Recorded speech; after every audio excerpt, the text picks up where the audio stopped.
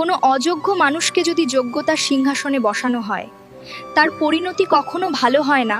যেমন আমরা সবাই জানি, জঙ্গলের রাজা সিংহ। একবার জঙ্গলে ভোট হলো, সব প্রাণী ভাবলো আমরা এত প্রাণী থাকতে সিংহই কেন রাজা হবে। তখন সিদ্ধান্ত হলো যে সবচেয়ে বেশি কর্মঠ ও সক্রিয় তাকেই রাজা করা হবে। সিংহের পর যদি কেউ বেশি সক্রিয় থাকে সেটা হলো বানর। তাই সবাই মিলে বানরকেই জঙ্গলের রাজা বানানো হলো। একদিন এক শিয়াল একটি ছাগলের বাচ্চা ধরে ফেলল। ছাগল কাঁদতে কাঁদতে বানরের কাছে গিয়ে বলল, যে কোনোভাবে আমার বাচ্চাটাকে বাঁচান। কিন্তু বানর তো সিংহ নয়। সে তার স্বভাব অনুযায়ী এদিক ওদিক লাফাতে লাগলো, কিন্তু কোনো কাজের কাজ করলো না। কিছুক্ষণ পর ছাগল বলল, আপনি কি আমার বাচ্চাটাকে বাঁচাবেন, না শুধু লাফালাফিই করবেন?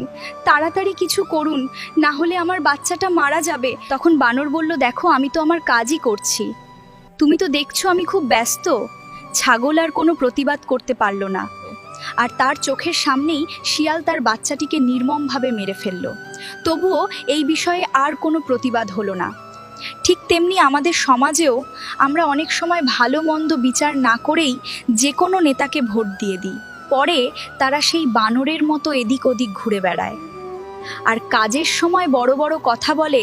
তাই বলছি, বুঝে শুনে ভোট দিন, না হলে একদিন নিজেরই বিপদে পড়তে হবে। ভিডিওটি ভালো লাগলে শেয়ার করে দিন।